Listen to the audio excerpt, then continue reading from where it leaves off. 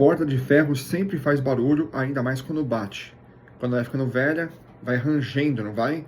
Pois é, aqui no meu canal eu vou fazer um vídeo, na verdade eu já fiz esse vídeo, e ele vai estar entrando agora no ar muito em breve, e é por esse motivo que esse aqui no Shorts é um toque que eu estou dando, como acabar com o barulho daquelas portas de ferro.